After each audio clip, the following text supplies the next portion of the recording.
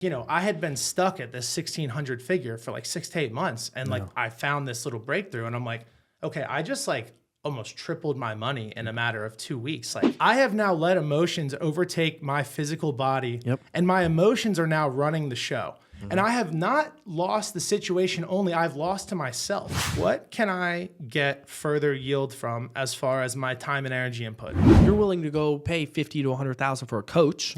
And be in their network. Well, those are all just people getting started. 100%. What about if you are willing to put 50,000 down on a GT3 RS or a 911? In this fiat system, it's the word accredited investors and all this. It's basically like nepotism to those that already have money. Then you have defense, 800 billion. So we're $400 billion in deficit before we even have a budget. Welcome to the Chris Salerno Show, your go-to for real estate, business, health, and family insight. I'm Chris Salerno, CEO of QC Capital. Each episode, we explore the latest trends and expert advice from industry leaders. Whether you're an investor, entrepreneur, or seeking balance, this show provides an inspiration you need. Join us and elevate your game on the Chris Salerno Show. Welcome to the Chris Salerno Show. I'm your host, Chris Salerno. I have a friend of mine, Joey, on. He's going to give us a wealth of knowledge, so super excited. We're finally meeting in person. I know we go back and forth all the time on Instagram. We follow each other. And I definitely want to talk about your experiences of traveling the world because you are a travel junkie. You are everywhere. And I love following you on Instagram because of everything you post around the whole world, different experiences, food, you name it. So we're going to dive into that as well. But let's let you get it started. Talk to us a little bit about your background. How have you been able to get to where you are today to travel the world and enjoy life and not a 9-to-5 job? Sounds good. I appreciate it. I guess a good first place to start might be where I was born. I was born in Livingston, New Jersey, in St. Barnabas Hospital. Was actually a premature baby, born about 6 weeks earlier. So my son was premature. Really? How early? 35 in one day. Okay. Yeah, 35 weeks one day. I was supposed to be born February 1st. Ended up being December 30th. Oh, my son was supposed to be, I think, end of January. I think it was like end of January, early February, and he was born December 23rd. Interesting. Okay. Yeah. And that's funny. What's crazy is my weight was actually 7 pounds 4 ounces. Which, really? Now I have grown into this noggin in here, but I would say it was probably about 80% head. Yeah. My prenatal doctor actually said he thought that I had the largest head he'd ever seen, which I don't know if that was a diss or a compliment or like saying, "Hey, mom, you did it. You really got that out." I mean, you have to protect the big brain you got. I mean, I'm still trying to figure out if it's much real estate for lease, but I guess we'll get there. But funny enough, so grew up in Livingston, New Jersey. Kind of funny little side note. Couldn't walk till I was 18 months old. No way. Because I would just kind of tip over, like the little bumbo things, I think they're called, where you put the baby in, they're supposed to get the neck strength. Yep. Well, I just kind of tipped over till I didn't. No way. Yeah. So 18 months, finally started walking. What was mom and dad thinking? Came early, question. Can't walk. That's what I'm saying. Who knows, right? Is he okay? But so I grew up in Livingston, New Jersey, like I said, a few times. Moved down to Clemens, North Carolina, which is the greater Winston-Salem area, in the summer of 6th grade. So a little bit of a transitionary period, right? That's a lot. That's different. Just kind of getting into puberty and all that. And I had a lot of friends back in Jersey. But, we made the move. It worked out really well. I was fortunate to make a handful of friends, actually, within the first 2 weeks. Shout out Max Julig, Scott Marshall, and Keaton Reeve. But really quickly found out how good it is down south. Oh, it's amazing down here. One thing I still have is the quick walk, fast talk. Oh, yeah. But, down south is just really where it is. And I, was very fortunate. One of my friends that I had met, Scott, who I referenced earlier, his family, they actually had a 36-acre plot of land, out in the woods, real nice house. But it was just decked out for a kid to have fun, right? Yeah. I mean, we had the four-wheelers. His dad had this electrical company that it was like a wiring company. So he had all these those big wooden spools that they wrap all the wire around. Yep. So we had a paintball field back there. You'd rip the four-wheelers to the back, have fun with that. So really just a different style of life, but something that I came to enjoy very quickly. So I got into middle school, went to Clemens Middle, and really I guess the first, as I like to call it, search for yield that occurred was it was the summer of 7th grade. So it's getting to the point where we're probably trying to get our learner's permit, something along those lines, right? And, I don't necessarily come from much, but, my parents were going to help me a little bit with the car for a first car. However, I had to, make enough money for at least half the car, which ended up being a bit more than half the car, and the car insurance, right? And so my parents, they were like, as someone would normally do, like, you're going to have to get a job. Yep. And from a very young age, like this, I don't know where it necessarily came from, but the desire to get a job, a standard job, 9 to 5, could never be lower. Like I, from a very early age, I was like, this just can't happen. And so the first hustle, which, nominally speaking wasn't anything crazy, was going to Goodwill. I'd go to Goodwill after school. My mom would thankfully drive me because I couldn't drive yet. And we'd go, I'd go and buy polos, different types of clothes. Back then for $1.50, I think now Goodwill's $5. Probably Figure, right? under the new under this administration. Exactly, right? Exactly. But so, would buy them for cheap and just sell them for more. So at a very young age with very limited operational costs, I mean, my mom wasn't making me pay her for the gas to go to Goodwill, right? But it was something that I could see. Where were you selling it? Craigslist back then? eBay, actually. eBay, yeah. So, which is funny enough. So you'd pack it and ship it? Yeah, pack it and ship it. Yeah, and that was before they really offered the labels on eBay. So I ended up getting my mom into this as well, which I actually got grounded for first trying to push us to sell on eBay. 'Cause she's like, I don't trust the internet. Like something could happen with this. Like it was very new and nascent, right? Yeah. So I'm not even like casting any blame or anything. But I end up getting grounded. That comes out, and all of a sudden, my mom's hooked with me. So we'd basically every day we'd be going to Goodwill. She wouldn't always participate, but generally would. And then we would go to the post office after to basically ship out what had been sold. And so when you're walking into Goodwill at this time, at first you're just like, okay, I'm going to get polos because everyone, will wear a polo, certain things. Yeah. You eventually, I would assume, caught on and say, okay, this is what's hot. And so let's go and hunt that. How'd you find that out, and what was that like? Yeah, I would say generally through, there was kind of a function that you could find somewhat of a market trend or what's getting a bid, and you would it was as simple as it is. You would just go to see items sold. So I would look up different types of clothes, not even that I sold, on just eBay that was sold in the marketplace, right? So you could basically find an average bid. Yeah. And I know now you can see how many times it was sold. Did it show that back then? Yeah. So you're able to see, okay, this polo shirt sold 10,000 times in the past week. Exactly. And where it wasn't, necessarily analogous to like an Amazon where you're selling one product and it's like this exact product was sold 10,000 times. It's okay. A polo between size small and XL is selling for this if it's in good shape, right? Or, whatever other polo is just the easiest to go through, especially back then they were still hot. Right. Exactly. Now I don't think I've ever seen someone wear a polo. Honestly, I'm pretty married to Lulu at this point. Oh, you like Lulu? They have good fabric. Yeah, good quality clothes. They really do. And me, I always kind of like self-dubbed myself Frugal Joe. Yeah. I've never bought anything in Lululemon. I've just I use like this site called Mercari or Poshmark. And I mean, this is like, I got this shirt. I think this shirt's $98 in the store. I paid $24. Is that Lulu? Yeah. That looks good. It fits good. Yeah, it's good fabric. Yeah, shout out Lulu. The Airing Easy is like my favorite line that they have. It breathes. One of our team member was trying to get me on a dating show, and she asked, well, what questions would you ask? Like that Love is Blind stuff. I said, well, the number one question I would ask is, do you wear Lululemon? Why? Because Lululemon's CEO does not sell plus size. They only sell certain size. Yes. And so if you're wearing Lululemon, you're probably going to be in what I'm going to be attracted to body wise. So I'm like, yes, that's what you should wear. It's perfect. And it's crazy. They're even like changing, I found this out from my brother's girlfriend and a few other females that I know that are like on the smaller size. The sizes now, not to get tangential, but like they're basically making sizes bigger than they actually are. So like a 0 isn't really a 0 anymore because I guess they basically wanted to be like, oh, well, I'm a 0, but you're not a 0. It's kind of just like letting wherever we would go with that, right? Interesting. But anyways, back to Goodwill. So I ended up saving up, nothing crazy. I got up to like I remember this number, like I just remember this number. It was like $1,600. Yeah. And I was in 8th grade, and I just couldn't, for some reason, get over that. Now, something that will also stem into, I would say, what added to mental fortitude is my dad would basically ask me every week, because, my dad wanted me to get a job, right? Yeah. He was like, you got to get a job. I don't know if this is going to work.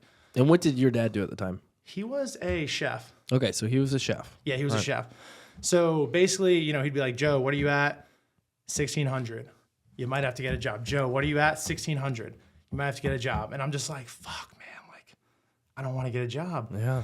And so we roll into freshman year, and I'm basically the same. I was like stagnant for like 6 to 8 months of this number. It was literally pissing me off. I'm like, It's not growing. Why is it not growing? Yeah, and in my head, there are those little bits of doubts because I'm a young kid at this point, right? And like, no matter where you are at, you're going to have some sort of doubt. Now that doubt may grow as you become, very, very successful, different type of industries, and you just can't help the mind. The mind is wired for negativity, and it's wired for doubt. You have to overcome that quickly, and you have to prepare your mind so that when you have that doubt, it doesn't last in your mind that long. 100%. It lasts in your mind for 5 seconds. It's out. You're on the next thing. Yep. The issue is when you let that doubt last in your mind for a long period of time. That's when you have a big issue. Yeah, and especially because the body loves to mind and body together love to rationalize and feel comfortable, right? 100%. So the longer you do stay in this position, you will seek to find those negative emotions to make you feel more comfortable. Like, oh, it's because of this. Oh, it's because of this. But I'm a firm believer in that any problem that we have in our life, 99.9% of them is solely due to us. 100%. You can say it's something else, but it's probably you, right? Yeah. And so, ninth grade comes around, Facebook just really starts getting like popping. And I remember just one day I'm like, man, like, I would trade in games sometimes at like GameStop, and I was like, I knew that they were selling these games for so much more. I was like, this is like a heck of a market. And in my little head at that That's point, when GameStop was back with physical stores. Exactly. Yeah. Right. Yeah. And I don't even think they have them these days. Do they? Maybe one. They have some, but yeah, they've cut them down massively. I mean, that's such a legacy style. I mean, I was so shocked. My brother-in-law plays PlayStation, like all those games, and now you just download them on the PC. And I'm like, I remember when I played Call of Duty, I asked my mom to go down $60 and then put the CD in, let it load, and hopefully no one scratches a damn CD. I remember that. And back, one fun part of that I would say is, like the midnight releases, if you ever did one of those. Yeah, I was big remember, on Call of Duty when I was young, right? 100%. It's like being there at midnight is late. You might have school the next day, but it's like, no, I'm going to get this and then game. you got to play it all night. You just go straight to school. Exactly, right? Method to the madness. So,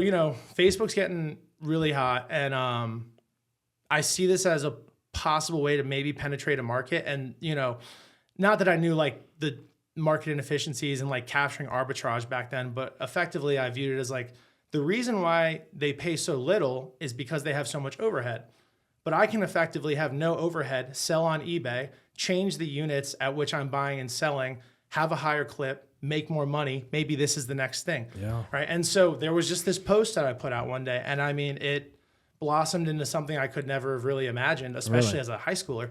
I just put out and I was like, hey guys, like, you put out on Facebook, just regular status. I was like, if anybody has, any back PSPs were popping then too. So PSPs, iPhones, MacBooks, Xboxes, PlayStations, et cetera, like most used electronics that we all used, at that time. Yeah. Basically any consumer electronic, those were just going to be the ones that are most likely to be had and used. And by my audience, because those are like the gifts, you get those for Christmas, whatever. All that. And so that literally just goes crazy. And in a matter of like 6 months, I basically became like a quasi pawn shop for Clemens, North Carolina, and Winston. So this basically kept going. So I would come to you and say, hey, Joey, I got this MacBook right here. Yeah. And then you would go ahead and list that on eBay and then take a difference. So no, I was actually, because I wanted me to be the only process once I received this. So I wasn't doing it on consignment. It was like, I'm putting up, because I didn't have much, but I had 1,600, which in used electronics terms, and kids that are just barely price me a couple bips above GameStop or whatever they're offering, there's a huge margin there, right? So, the first, I ended up basically, I had that whole 1,600 called for, probably in a week or two. Really? And, fortunately I turned that into like $4,000 or $5,000. Really? So like, I had been stuck at this 1,600 figure for like 6 to 8 months. And like, I found this little breakthrough, and I'm like, okay, I just like almost tripled my money in a matter of 2 weeks. Like, That was wild. yeah, like this can work. And so just So how do we keep compounding that? exactly, right? And really that was where word of mouth was just so big, right? I mean, you would have friends, maybe they wanted to go to a game or go to a concert and they needed money, and they'd talk to their friends, and I wasn't in these conversations directly, but I imagine it was something along the lines of, hey, Joey Garuccio can buy this from you, and he'll probably give you, actually, I guarantee you, he'll give you a lot more than anywhere you're going to take it and sell it, right? And so kept doing that. One notable figure. Where are you holding all this inventory? Just in my room. Mom's house? Yeah, in my room at the time. Man, in my So room at the dad's time. probably like, what the hell's going on, son? Yeah. You got all this electronics. Are you stealing it? What are you doing? Yeah. He was kind of blown away. But one thing is to be said is like, there was always this level of doubt. And we're not going to get deep on this topic at all, but I'm a firm believer in that whatever is internal externalizes itself. Right. And 100%. so my father is just someone who has kind of doubted himself and hasn't really had a strong backing, and he never developed it into his own. So that's really deep. Whatever's internal will external itself. 100%, man. I love that. And quick side note, this whole thing, the thumb, right? This is like, people see it, they're like, this thumbs up. Like, what is that? And okay, yeah, it is physically a thumb that is up, but it's actually really like an ethos that I've carried in my life for quite a long time. But shout out my friend Will Reiber, basically thought of it. He's like, dude, it's the thumb. Like, it's a way to live. And effectively the way that I view it is most prime example would be something along the lines of this. I'm in my car, I'm driving, right? And I go over, someone perceives it as me cutting them off, but I didn't at all, right? Like, let's just say they're beeping their horn, honking their horn. We both get to the red light. Now, there's two types of people at the red light. There's one that's going to look the other way if they've done anything. There's one that's going to be looking at you and like, what the hell's going on? Let's and go. giving me the finger, whatever. So in certain parts of Charlotte, they'll pull out their guns. yeah, that's very true. Fortunately, haven't had that happen yet. Thank goodness. Thank goodness. But so, the way I actually view it is like every day we want to win the day, right? Yep, and 100%. to win the day, you win the moments. And if someone comes up to me and gives me this, and I give them this back, I have now let emotions overtake my physical body, and my emotions are now running the show. And I have not lost the situation only, I've lost to myself. So when you just do this, it's like, bro, I'm good. Yeah. Like I am sorry. Like in my mind, I pity you. Yeah. I pity you. And 100%.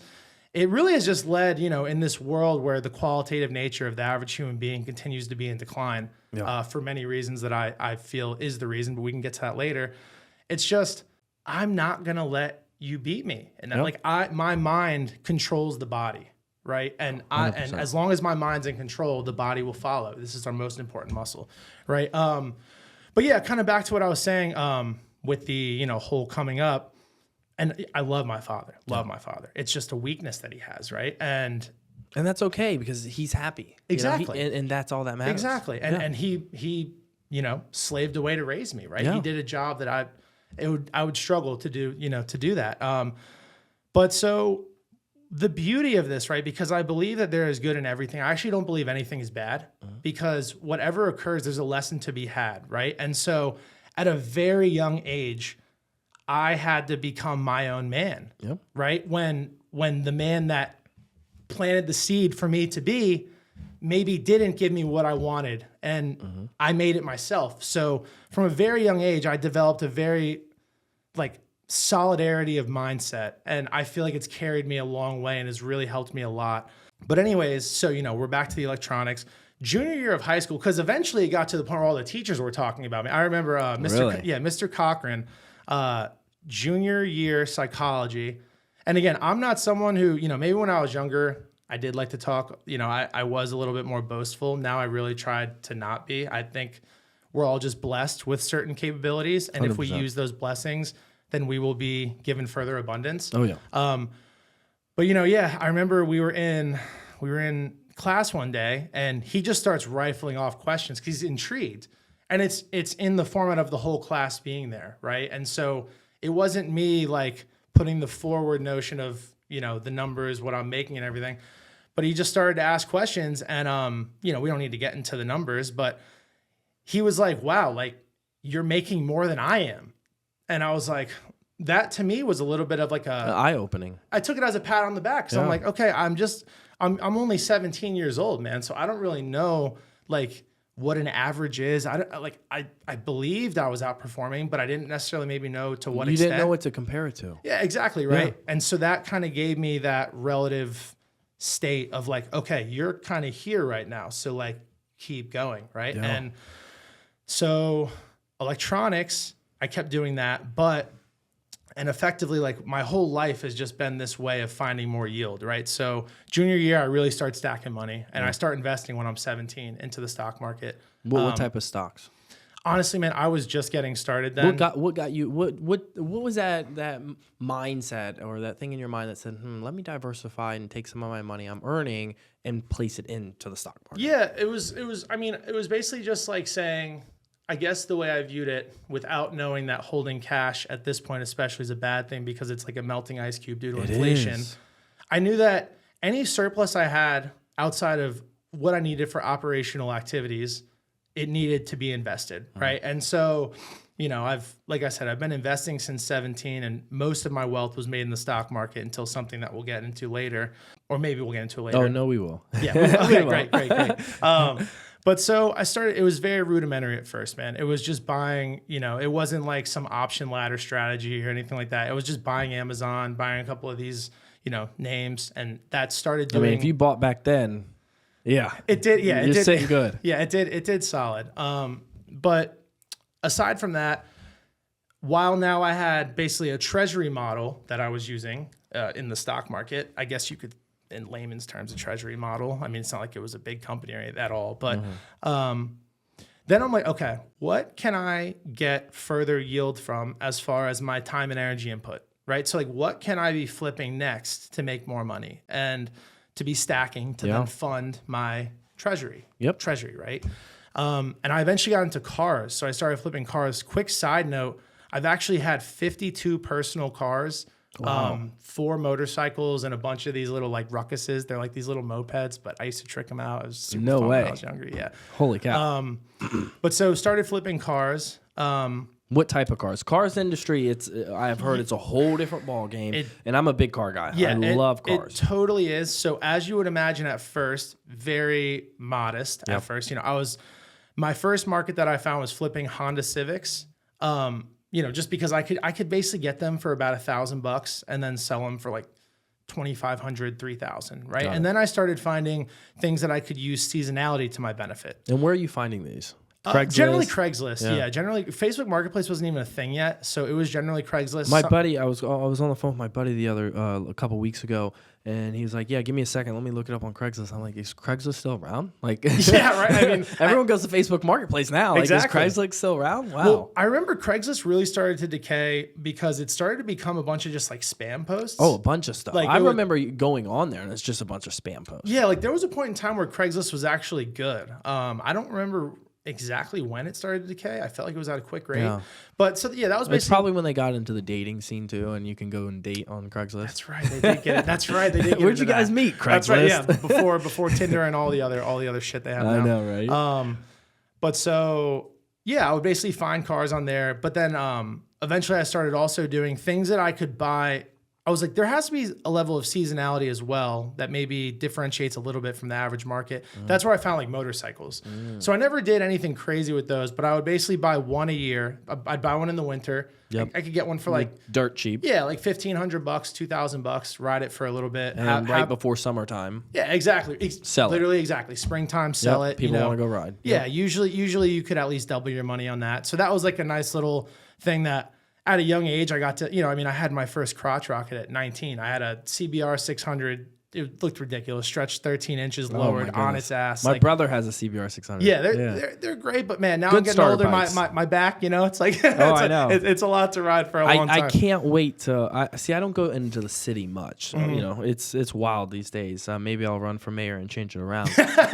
Who knows? You got my vote. Thank you. Let's get it done. Let's do it together. Let's do it. But I'm excited to see you on the scooter that you have, because I see it on Instagram. You are just cruising everywhere. Yeah, they are the best, man. And it's really like the way I view things, because I've really turned into somewhat of a minimalist in the sense that if it does not provide a significant level of value, I don't want it. Yeah. Now I'm not afraid to pay for things, but I'm also very frugal, right? So Lululemon is basically all I wear, but I've never bought anything in the Lulu store. Now I have bought things that may have, now they've changed the warranty policy. I used to really get around this. I used to buy you get a shirt or like pair of pants with a little hole in it. Yeah. You go in, it's a lifetime warranty. They didn't ask for a receipt because it's just a lifetime warranty. They were like, it doesn't matter if it's secondhand. Now they've changed it because they were probably losing their ass. Oh, I'm sure. But I'd literally get a pair of $100 pants with a hole in it. And there's nothing like immoral or unethical. It was completely aligned with their policy. And they'd be like, okay, yeah, go pick out a new pair. And so like I've gotten things from the Lulu store, but I've never spent $1. I've had them hem my clothes, but I've never spent $1. I don't want to pay that price, right? It's just a name. Yeah, exactly. It's just a name. And if you go and really dive deep into their manufacturers, probably in China, they're paying a couple bucks for the exactly. the exactly. clothing. Like at the end of the day, it's something I put on my skin. I just like the way it feels and contours the body. Right? That's really all it is. I wear a BYLT. Yeah, love the feeling. These pants are all of them. I love it. Those actually I like more than the Lulu pants because they have that little stretch factor. Yeah, that's what I have on right now. Yeah, my cousin actually gave me a couple pairs of those because they feel were good. They feel fantastic. Oh my God, yeah. I love them.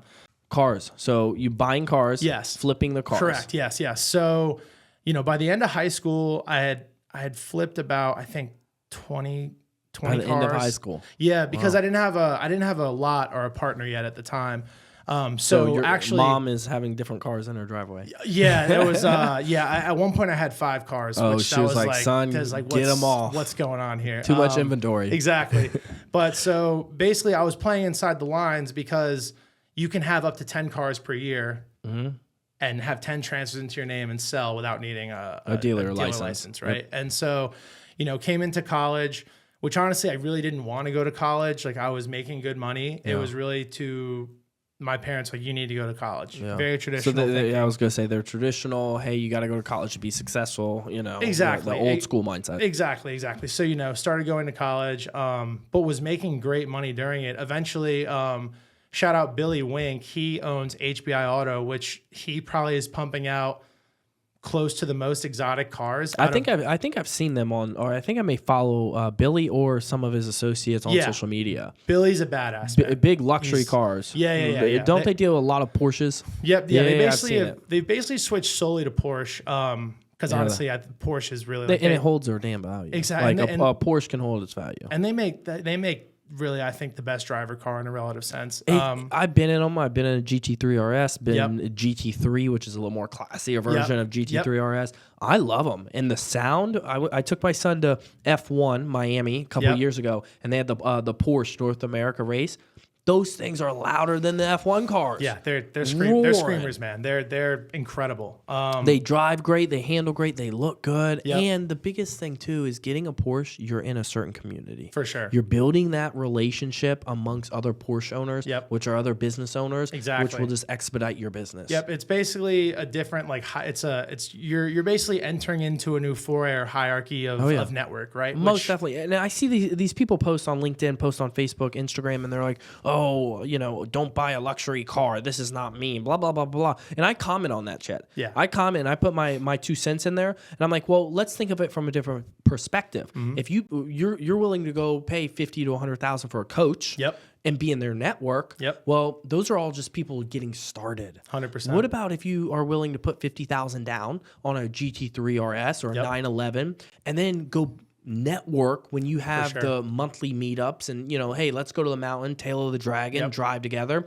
And then you're networking, you're staying overnight, you're having dinner with other business owners. And then eventually you guys are more than likely going to do some sort of business, or they're going to refer you, say, oh, I know so-and-so in this business. You guys should connect. 100%. That is very strong. I agree. And really, it's like at the end of the day, really it's how can you relate the most to anyone, right? Like how do you build rapport quickly? Yes. And so it's like, it's just really value for value. So if you have something, whether it's ideological or whatever it is that someone values, that's going to be instant rapport right there. Right. But so anyways, we're in college and, or I'm in college and, I'm still flipping cars, still doing electronics. But me and Billy, end up partnering up and we have a little lot for a while.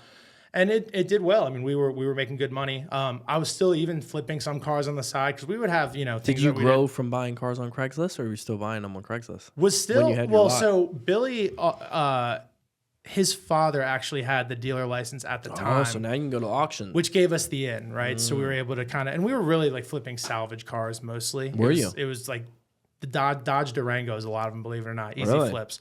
I remember those cars. I rented one back in the day when I was younger, or my family did. Yeah, they're for a little road trip. They were nice, 3-seaters. Yeah, they're not bad. Back in the day, they were nice. Back in the day. These days, I'm driving down the road on Independence. Yep. I see a Hyundai. And I'm like, that looks just like a Range Rover. It's crazy. And I'm on the phone with one of my business partners. He goes, yeah, a Hyundai looks, and it looks spit an image. It's probably the Palisade. Yeah. It looks like the newer Range Rover. Yep. Spit an image of it. Yep. And then he was like, yeah, but it's still a Hyundai. And I said, yeah, it's still a Hyundai. I mean, at the end of the day, point A to point B, right? Yep. But so, yeah, we did that for a while, was making good money. And, I had my other hustles aligned as well.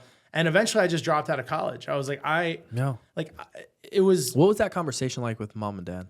Well, honestly, not bad at all because, they saw your entrepreneur. Well, and the fortunate nature is like at that age, I didn't have to use my income for FAFSA. Yeah. Right. And so I, with my parents' income and my dad working at Walmart at the time, I was getting almost $14,000 a year between grants and a scholarship from Walmart, as long as I maintained a C average, right? Oh, wow. And so there was almost like really nothing out of pocket. And I mean, really at that point, it was like, you are making money. Like we see that you can actually do this. Yeah, exactly. Yeah. Like do what you want to do.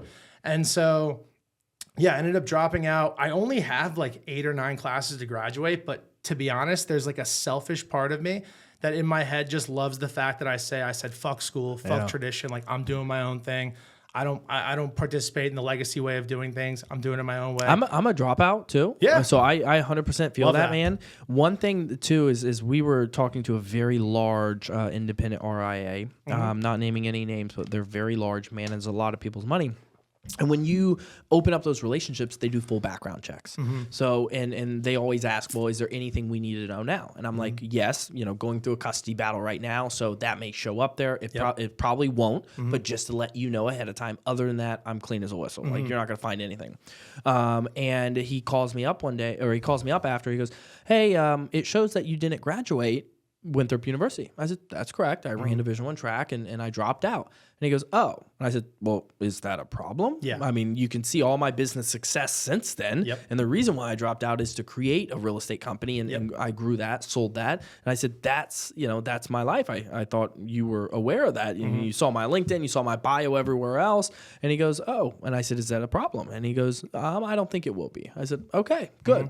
But some people will see that as a problem. Some people will not. It just all depends on who you're dealing with. Certainly. And, one thing that was funny then is because, when you're young, no matter what you're saying, honestly, the most flack I caught was like the opinions of like my friends' parents. Really? It was like, oh, you're not graduating? Like as if I like fell off a cliff and like, are you okay? I'm fucked or something. It's like, guys, I got it handled. Trust me, I know what I'm doing. That is the government controlling, in my opinion. You go to elementary school, and I remember this. I remember my teacher saying, "Chris, if you don't go to college, you're gonna be flipping burgers at McDonald's." Yep. Well, I'll tell you, I should own the damn McDonald's because those things cash flow exactly. like crazy, and they own all the real estate too. Correct. Yep. So I should own a McDonald's. But I thought of that, and I'll never forget her telling me that. And then I realized, well, when you go to elementary school and middle school, you have class all day. Yep. Basically 9 to 5. Yep. You then have a 30-minute lunch. Yep. Just basically like a 9 to 5 job out in the real world. And then after that, you'll then go to college. You'll then have another, depending on your career, 4 to up to 15 years after high school. Yep. And then you go into the real world. And then what do? You go work a 9 to 5, just like what they've trained you for 12 years.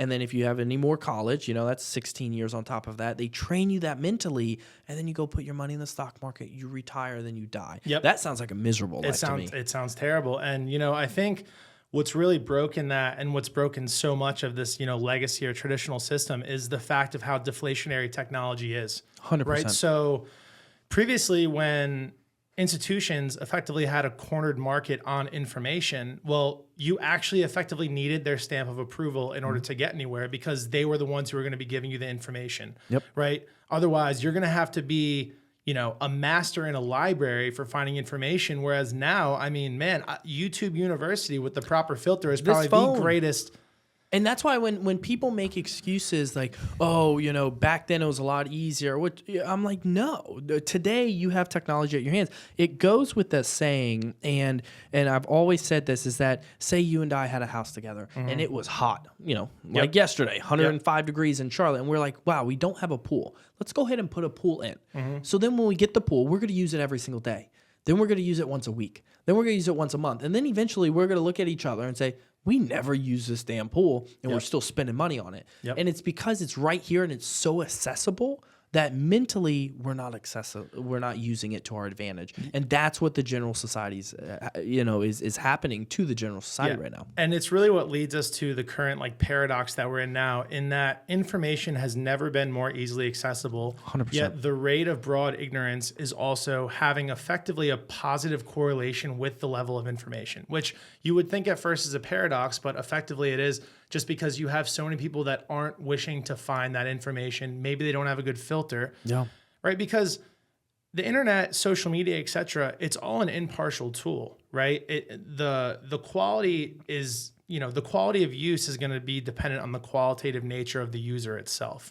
Right. So if I'm, wishing to find, and it's one reason why, social media has kind of become a large cesspool. Now you can work around it, right? But back to what I was saying with internal is external.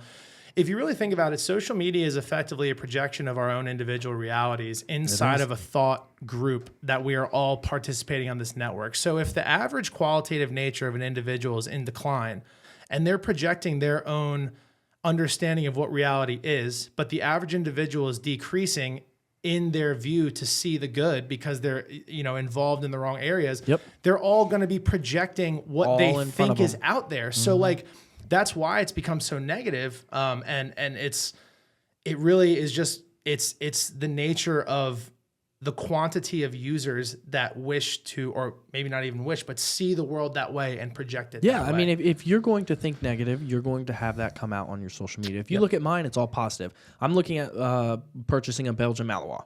Why? Because those are badass dogs. They are. I've seen videos, countless videos of those dogs climbing through little holes, climbing up 10 feet of walls. They are badass dogs. And it will be highly trained and highly protective for my son and I. Once I started doing research on it on Google, everything on my social media is now Belgian Malinois. Everything. And that goes to say, man. Correct. Anything you're searching, if you're searching anything negative, anything you want to learn, it's going to come back and come in front of you. Even if it is not throughout social media, it is the way the universe works. You're manifesting that into your life. 100%. And it's going to come in front of you. That's why you need to think positive thoughts. You need to change your mindset. So when you have those negative doubts in your head, they only last 5 seconds and not 5 minutes. I completely agree. I completely agree. And it's all in, repetition of, because, the thing is we live in this world where everybody wants, instant gratification has never been any higher. Amazon, I think really hurt all of us is because we can order something, it'll come today or tomorrow. Exactly. And we're so used to that now. So when we don't have that, it's like, hey, why isn't it there? And Stephanie will tell you, and the whole team will tell you, I like things done very, very quickly and precise. Why? Because when you definitely have a child, you look back and you're like, holy shit, where did those 5 years go? And then you look back and we're like, we're already in the middle of 2024. We only have, 2 more full quarters left and we're done. Like it is flying by. And the older you get, it feels like the years turn into days. 100%. And so you have to hurry up and work diligently. But I think Amazon really put a dent mentally where we all want it right now. I definitely agree. And speaking of time flying, I'll bring us back a little bit towards the chronology. Back from, when I had left college, I ended up getting into real estate. Now at this time I was like, it was insane what the stock market was making for me. Really? I'd gotten into all these options and I basically learned a lot of more advanced ways to basically financially engineer more yield via the mediums that they've given us, or the mechanics of. And so I got into real estate. To be completely honest with you, and to be honest with myself, I never did anything crazy with real estate at all. I was a broker. I had a couple handfuls of deals, nothing wild. But, I actually learned that abundance without, and I'll explain, this gets to like the lowest point in my life actually, which by the way the world saw it, it would never be that. But basically having all of this and not keeping yourself honest with positive activities day in and day out really starts to decay the quality of your own human action. And so This started, let's see, basically right before 25, I for all intents and purposes, retired without saying it because I was fortunately very flush. Yeah. But I wasn't ready to not have structure like that. And so I really slipped into this hedonistic hellhole, honestly. Really? Yeah, I was, because it didn't matter what I did. I was, and back just to explain a little with the market, only 8% of people are successful day trading. Correct. And I did this when I was younger. I was extremely successful doing it. So I had built up a significant amount of capital that the compound on my investment strategies, substantial. it was crazy. It was nuts. Yeah. Especially I was just like, I don't have to do anything now. And that's kind of what I did, unfortunately. Yeah. But so, I was traveling everywhere. Which there's actually going to be similarities of the schedule that basically the openness in schedule between then and now, but now this is round 2 and I'm actually structuring it, even though I don't have that traditional structure right now. So basically, traveling around a lot, there was a 4-month period where I was home, I was 25. I was home for maybe 2 weeks, 3 weeks. This was a period of time where, and it was between 24 and 25 this started. But there was a period of time where, I was into all the designer clothes. Now, don't get me wrong. I like a nice watch here and there, but I was just because I had all this money coming in, it almost didn't even feel like I was earning it, even though the compounded nature of it was basically the fruits compounding from my work previously. Yeah. Right. And so I'll just never forget, first of all, travel felt to feel like work. And I just remember this is literally the lowest point in my life. I would basically calculate what I was wearing when I would leave the house. I've got the Rolex on, I've got the Gucci shoes, I got all whatever. And don't get me wrong, it was fresh, but it's my mind was not fresh because I was literally, my value that I saw in myself was solely based in the extrinsic portrayal that I'm putting out. And it wasn't the confidence of what allowed me to even be in that situation. The fact that, I was hustling at a young age, where my psychology teachers, we had that conversation in class. There was a reason why I got there, but honestly, at that age, I wasn't ready for it. And so I realized, and I didn't get into drugs or anything like that. I mean, it was just it just wasn't, I was being a hedonist, man. It was just. To me, I think with those type of items that you're buying, I believe money does create happiness. Money buys experiences which create happiness. For sure. You travel the world, and we're going to touch on that too, because you go to some wild places. Appreciate it. But to me, buying a Louis Vuitton bag or a Louis Vuitton belt or something like that, for me personally, I don't think money will buy that and make me fulfilled. For sure. I'm happy with all my black and my white shoes. Yep. And Keep it simple. Correct. I'll wear my logo. Why? Because I can wear this on every single meeting I go to. I can wear it on a date. I can do whatever with it. To me, showing up with Louis, Gucci, I don't get fulfilled with that. I get more fulfilled with experiences. I agree. And money does buy that. Yeah. And that's how I see it. Yeah, the way I would add I completely agree with that. The one slight add-on I would say is that I don't think money buys happiness, but money buys time. Time buys security. Security buys an easier pursuit of happiness, right? So I don't think any amount of money will make us happy if we don't find internal meaning. 100%. But if we can find internal meaning and then basically expand that internal meaning through different experiences that give us larger perspective on a macro scale. It allows us to kind of understand ourselves more in different areas. That's part of why I love traveling, which we definitely will get into. But yeah, so I actually chose, towards the end of this period, I was almost 27, and I was like, I need to get structure. Yeah. And I needed to humble myself too, because at this point in time, I've never been a super cocky person. I'm extremely confident in myself, but I do believe that you should be 100%. And likewise. And sometimes people will see that and say, you being cocky is you being cocky essentially, or you're a narcissist. But there is a fine line of being cocky and being confident. For sure. However, I think people should be a lot more confident in themselves, and they should not be afraid to show that. And people should be more open to seeing, are they being confident or are they just being cocky? Because I think there is a fine line, but you can definitely see the difference in my opinion. Completely agreed. I would say I was more along the lines of pride, which is, one of the 7 deadly sins. And I would say, Not that I'm a super religious person. I do believe in a God. I'm a spiritual person. I was just watching Joe Rogan, and they had a series on Joe Rogan where the scientists actually found where they were digging. I believe it was in Jerusalem or Turkey, but they were digging, and there was a box, and it had black liquid. They actually tested it, and it went all the way back to Jesus. Interesting. Yeah, very interesting. You got to watch that episode of Joe Rogan. I was shocked. Yeah, I'll have you send it to me after for sure. But so anyways, back to this. I really felt as though I needed to like break myself and almost restart. Now, in a sense of like, fortunately, the money was always good. That was fine. But I needed to like, I felt like, you know, the whole world, and this is where I go back to, the whole world's looking at me. They see me traveling all the time. Oh, yeah. And they're like, oh, man, you're living the life, blah, blah, blah. And I'm like, man, like everyone's telling me this, but I don't feel like I am. Like, I feel like something's wrong here. Like, I need to fix this. And it really You weren't fulfilled. I was not fulfilled. No. And it's because I wasn't producing. Like, proof of work is so important. No. If you are not investing your time and energy into something that bears value, why are you existing? Yeah, like agreed. we are blessed with this time on earth. That's why I don't understand like when people retire and they don't want to do anything. And scientists have even proven that when you do retire and you decide not to do anything at all, you actually die at a quicker rate 100%. Than if you were actually to work, because our bodies are meant to be under stress, they're meant to be under pressure, and they're meant to go. Exactly. And yeah, we're meant to produce, man. And so, you know, I was like, okay, what can I do? Because I was starting to gain weight at the time. I was like, I want a physical job. I want something with really hard structure, something I've never had in my entire life before. Because I've always been able to just be on the go and just do whatever, right? So I decided I'm going to work at FedEx, right? So I sign up for a job at FedEx. And at first, I'm just doing it 3 days a week. I kind of... FedEx warehouse? Yep. Right there in Fort Mill?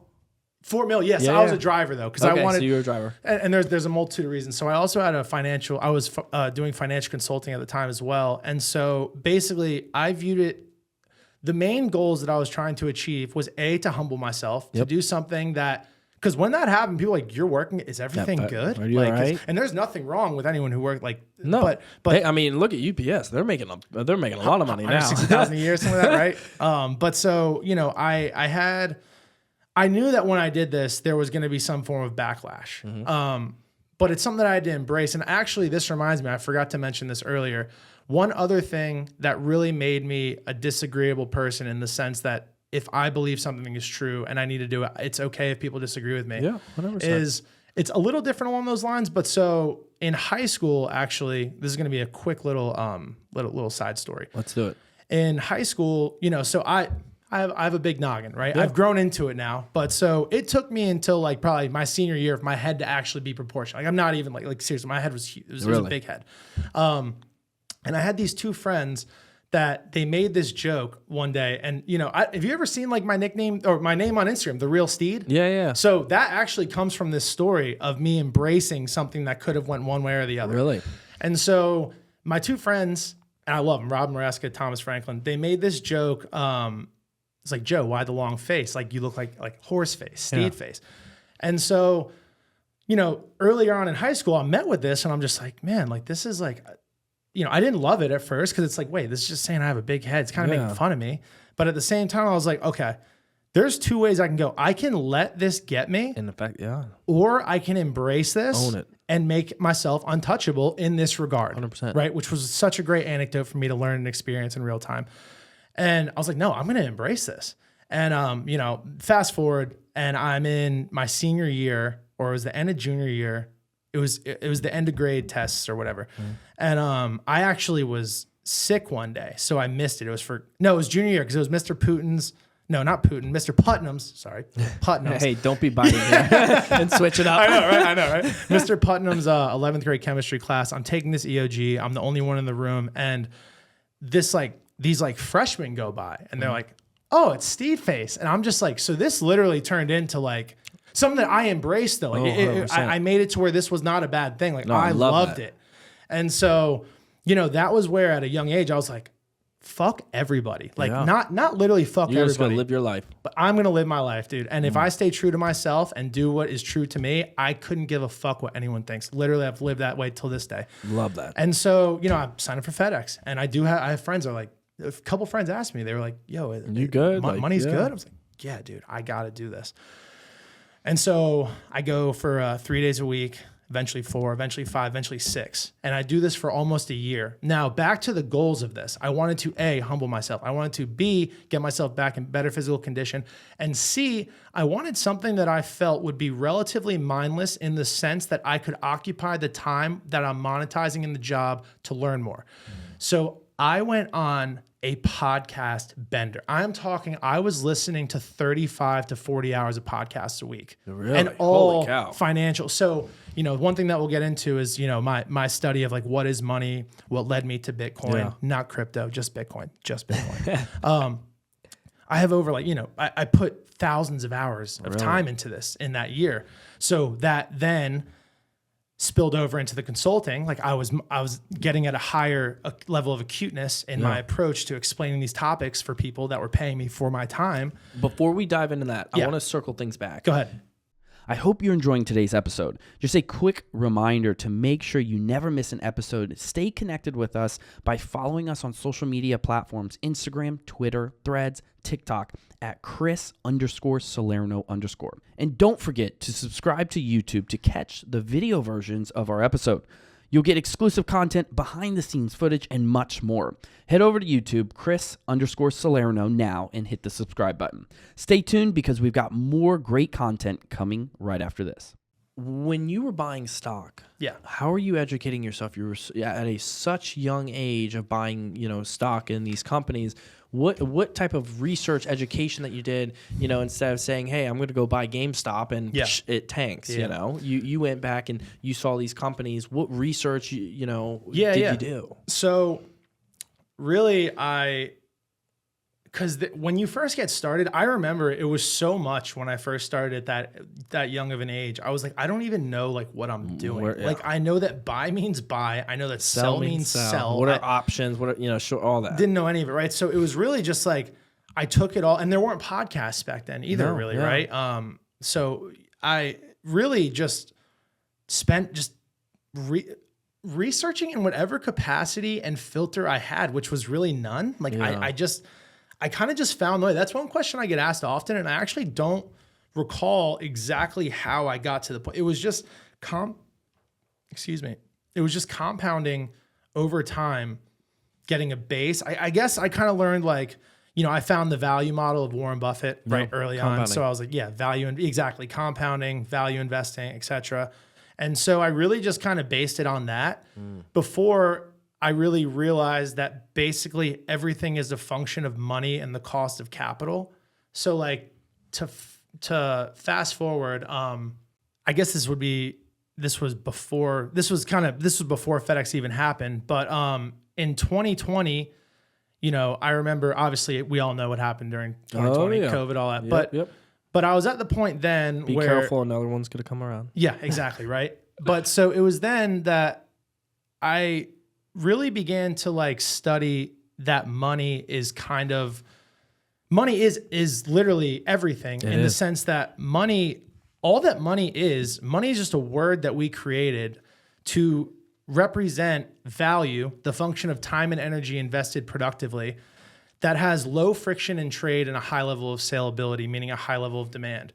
Right. And so effectively I began to dive into how the mechanics of pricing work, because it's much above the way that it's really kind of stated. Value matters, but in a sense that I would kind of go to the side here a little bit, is that if you think about the market, right?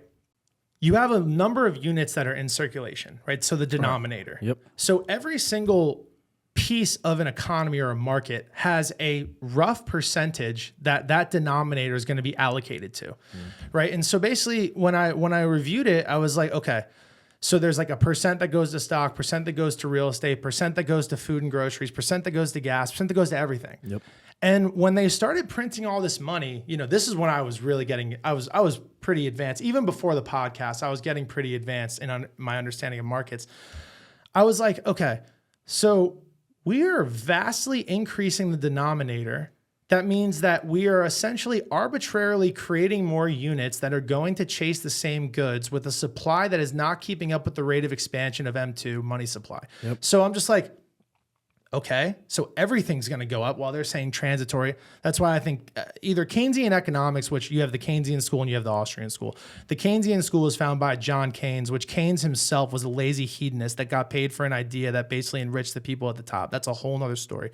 Then you have the Austrian school. The Austrian school is basically based in proof of work and value only being rewarded for value, not nepotism, right? But so anyways, we go back to this scenario and, in 2020, rates go back down to zero, right? Which they were in 2008. We kept them at zero for like 10 years, which if you think about it, if the cost of capital is nothing and the level of liquidity is constantly increasing in the market, then effectively your hurdle rate for your return is like nothing.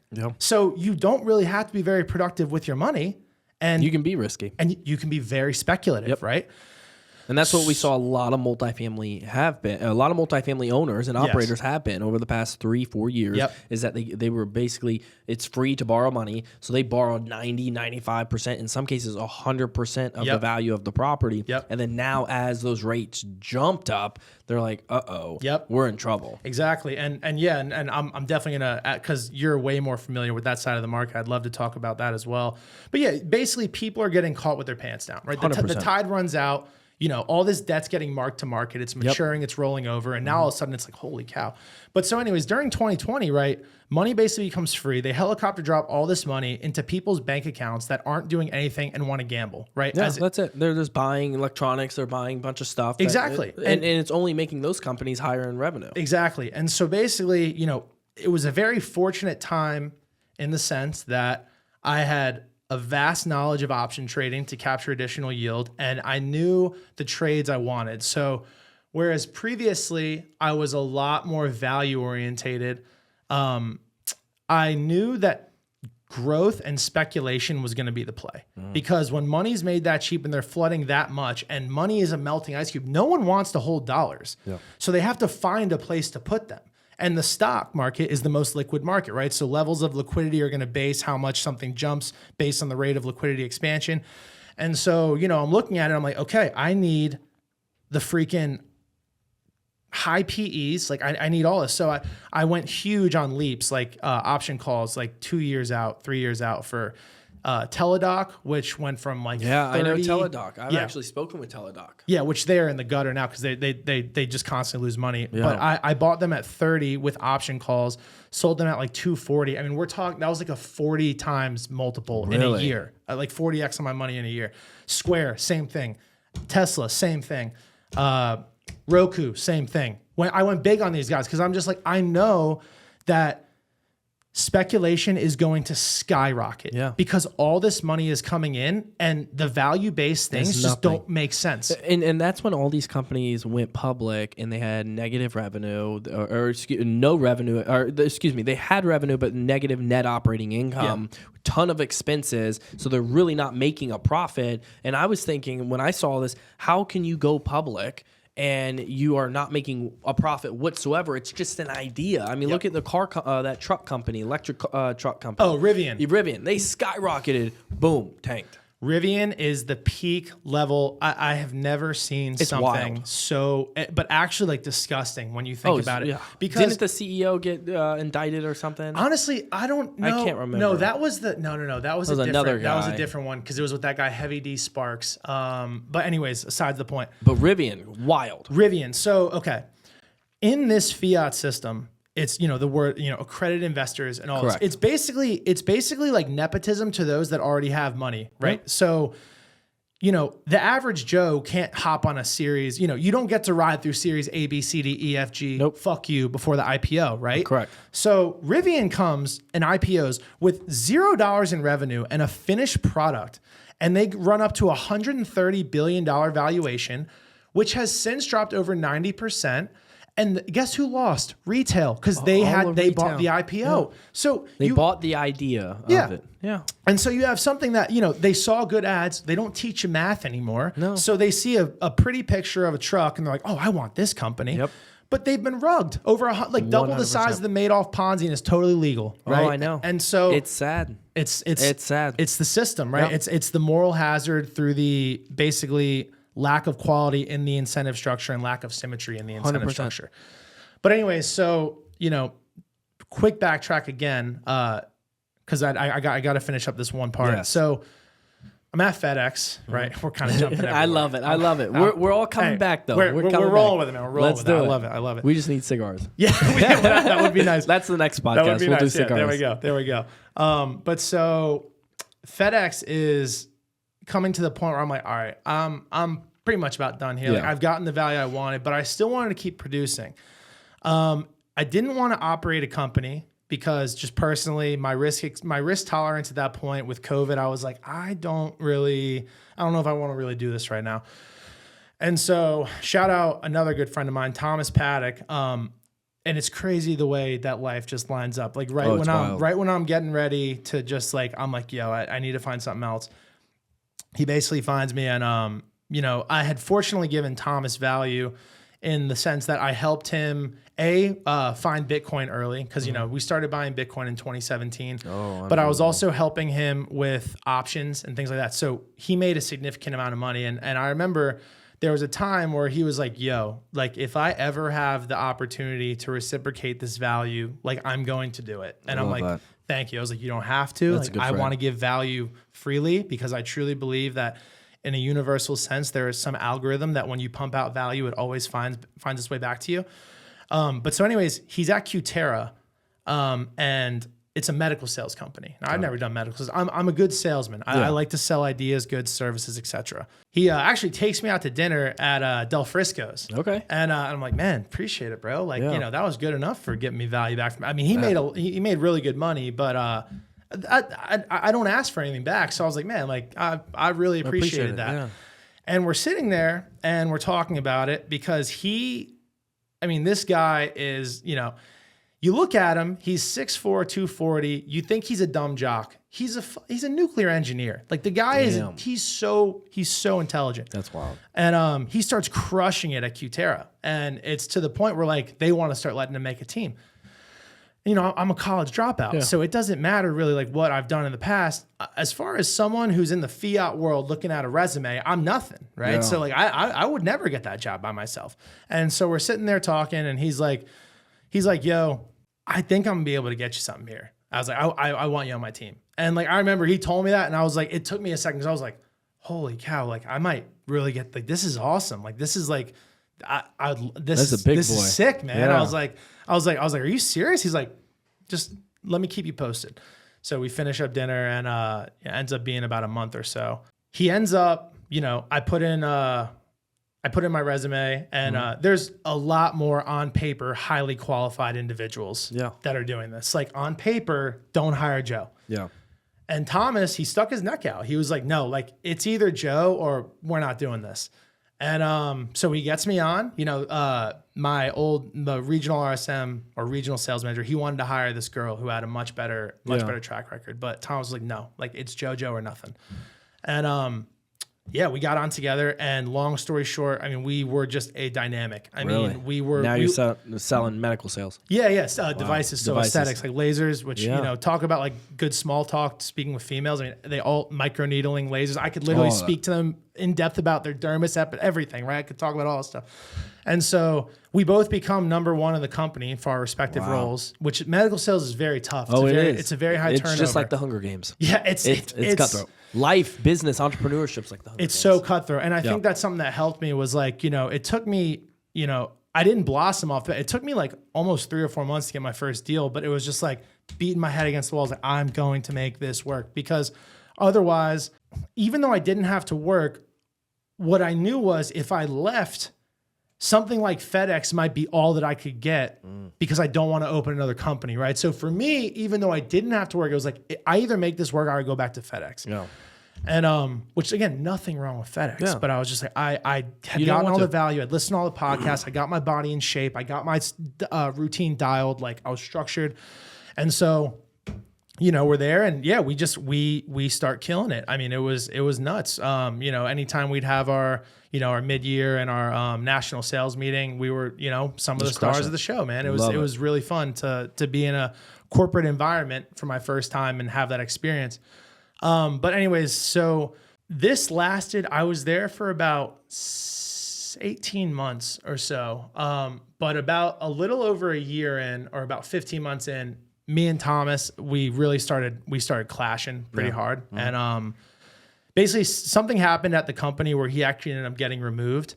And I assumed the position.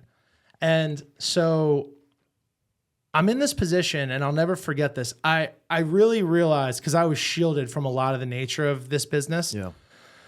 And the minute that I became, like the quote unquote director of North and South Carolina, I started getting all the company, the practice calls of complaints or people that can't pay their bills, and these devices are wrecking them. And I'm just like, holy cow. And the company at the time is like a disaster. I mean, it's falling apart. We're not being able to service our customers. Our cheapest device was $100,000. Wow. These were, our most expensive was like $350,000. These were expensive devices, and on a 5-year term, really expensive monthly payments. But I just remember, so it was October of 2023, and I was hiking with my friends, and I just was like overcame with this emotion. Now, mind you, I'm really deep into Bitcoin at this point because I had been studying what money is. I've been studying how important it is that value is only awarded for production of value. I've been studying that nepotism and giving, producing money to those that aren't creating value is stealing from the time and energy of others. Because, 100%. I'm no scientist, but the law of thermodynamics, if energy cannot be created nor destroyed, only transferred, well, then the product of that time and energy, the value of it is being transferred from those that are actually putting in the work and producing and being awarded to the non-productive class, the people in Washington that you and I probably both equally dislike. Oh, 100%. Right. And so I just become overwhelmed with this feeling of like, it might sound crazy, but it's like lasers bad, Bitcoin good. I know it rang so deep with me. And so basically for this next period of 6 months until I left, or no, I guess it was 8 months, 6 to 8 months, whatever. Yeah. I'm just becoming less and less fulfilled. I feel as if I'm actually selling parts of me for money, because it's not that I would ever lie in selling something, but if you're a good salesman and maybe you're not being as morally close to yourself as you want, there are ways to sell something without and avoiding a question, but not lying. I would 100%. Answer any question, but if you can input enough confidence, you can actually remove the tone those, of your voice. 100%. Posterity, it all flows, right? You're emanating a certain message alongside the message that you're actually saying. And so I was just like, man, I love because I'm at a position where I'm at, thankfully. I love it when I ask a question and I know someone's dodging it. And so what I do is I just say, okay, so this was my question. Yep. And then if they still don't answer, I'm like, this is my question. Yeah. It's like, I'm popping you right here. Come on. You're good. I have to answer this question because I know it. Exactly.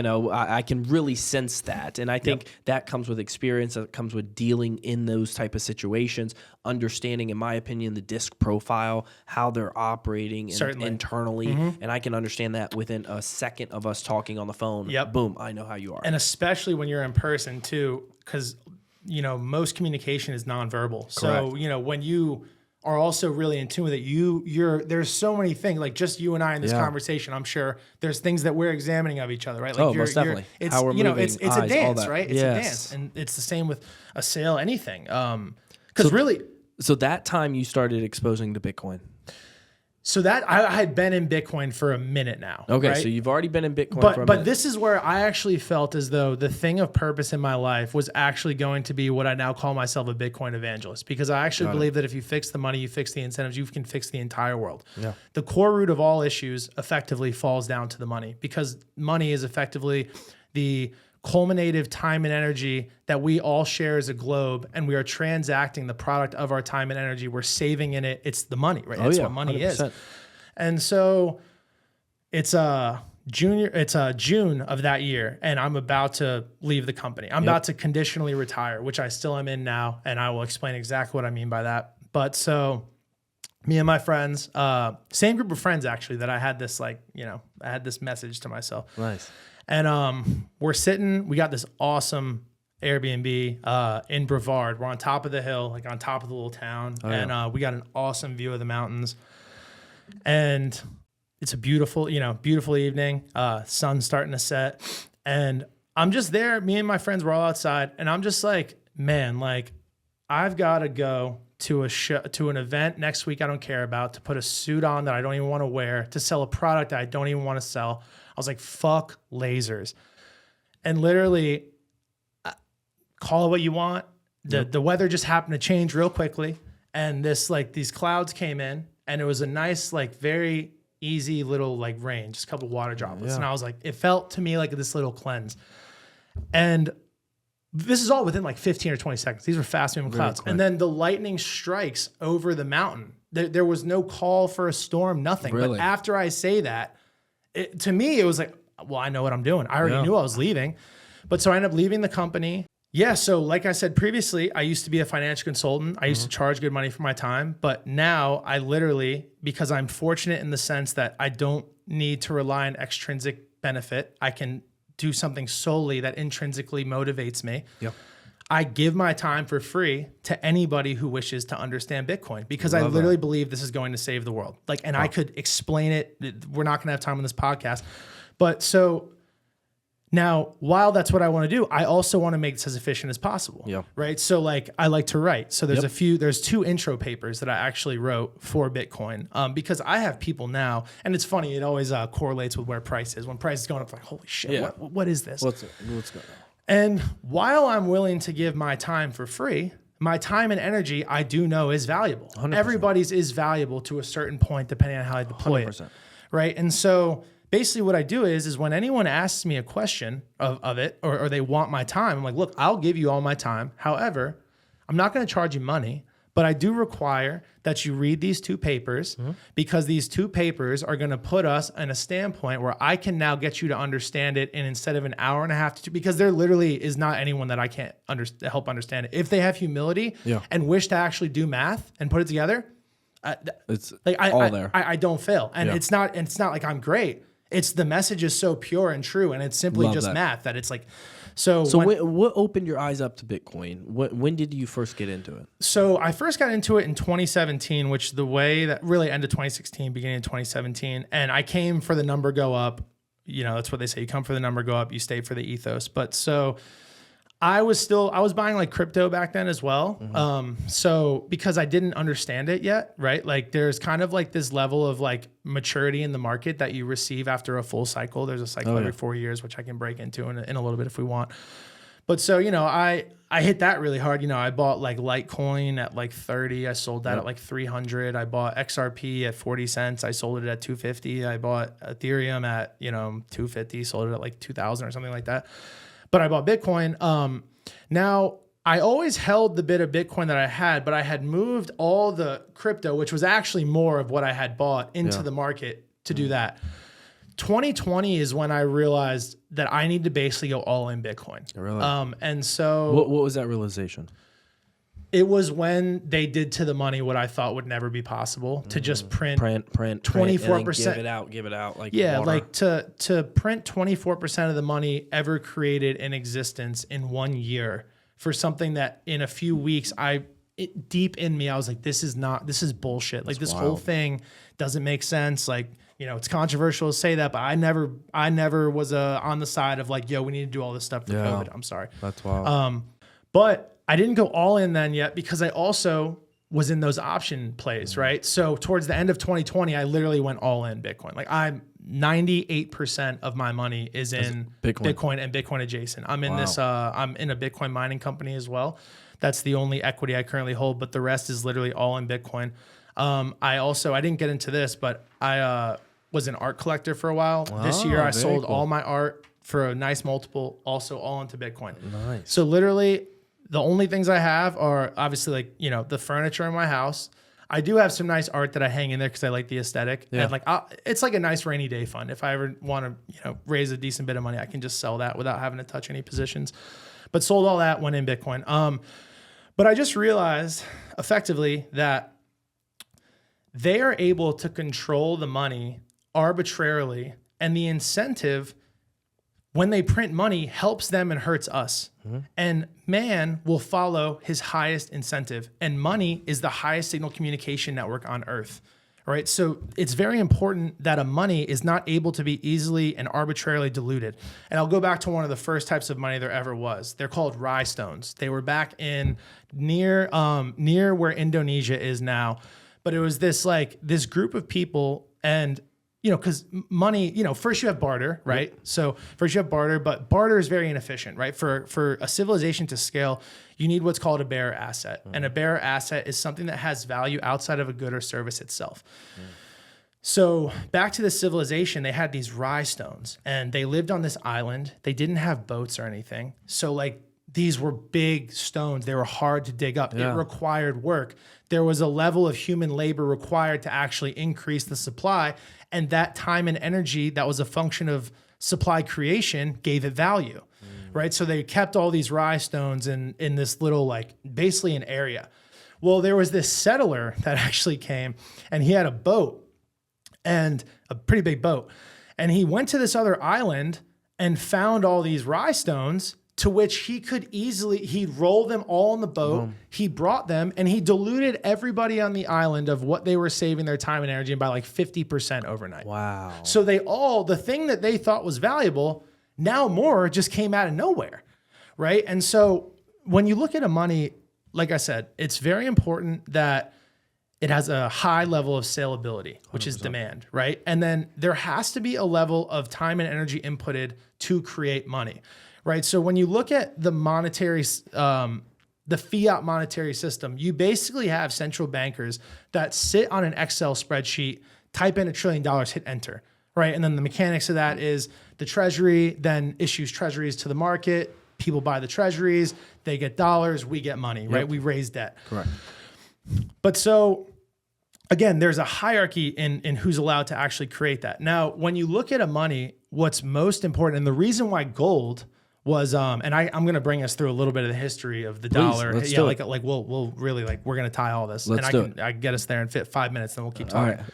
All right. So gold, the beauty of gold is it's impossible to ruin. You can't really destroy gold. So it makes its way through time, right? Because the highest quality money is going to move the fastest through space, which fiat does very well. When we can transfer it in a wire in seconds. Yeah, or however long, right? Yeah. Final settlement, a couple days, but still, it gets to that account without settling, spendable fast. It needs to also go through time, which fiat does horribly, because through time, it's only decreasing in value, right? So effectively, to use an easy number, if inflation's 100% and you work 8 hours today, that 8 hours is only gonna be worth 4 hours a year from now, right? Yep. Are you familiar with Weimar Germany, right? So the hyperinflation of the German mark. I've heard of it. So that was after they defaulted, after World War II, after they failed. And, the quality of the money, the rate at which it either improves or declines in value, which is reflective of the time and energy, right? If you're storing your time and energy and the money is going up in value, you're going to hold that money. You're going to spend less. Correct. So the opposite, the most parabolic example of this was when the currency of the mark went parabolic, and the workers in Germany on a Friday, they would go to the bar. They would buy all the beer that they were going to drink for that entire night at the moment they entered the bar, because the price of beer was changing every hour. Wow. Right? So even if it's going to get warmer, it's no, I can get more beer now. So let me get all of it right now. I'll drink it throughout the night. Wow. So there's this change in it. But so now there's this metric that you use, which you can use to value just about anything. And it's partially why real estate also gets the value from scarcity, is you have something called stock to flow. Right. So it sounds weird, but it's actually very simple. You just have stock, so global stock, and flow. So whatever the current stock is, whatever the flow per year is, that's going to be your ratio. Now you want the highest level of stock to flow, because if you're going to save in it, because you want the highest level of stock for the lowest level of flow. So a funny story about this of someone who tried to create their own store of value when they were trying to basically make another version of gold. I believe they were the Hunt brothers. This was in the early 1900s or late 1800s. I think late 1800s. They bought the equivalent of $1 billion worth of copper. Wow. Right? Drove the price up like crazy. Yeah. But when the price skyrockets like that, you are now giving, right? Because if you're a producer of this, if you're mining it, well, depending on the price, and your input cost, there's a spread. Yes. Right. So they basically bidded the market up because they were all the liquidity in the market, basically. Yeah. And so if you're a copper miner, you're like, oh my gosh, let me raise debt. Let me do whatever it is because copper Then you is get in bad positions. exactly Yeah, because you copper over leverage. exactly. And so the miners, they did great because they basically created supply at a rate fast enough where it drove the price back down. That is what we're seeing right now, especially given this current market environment. Mm-hmm. We are buying car washes.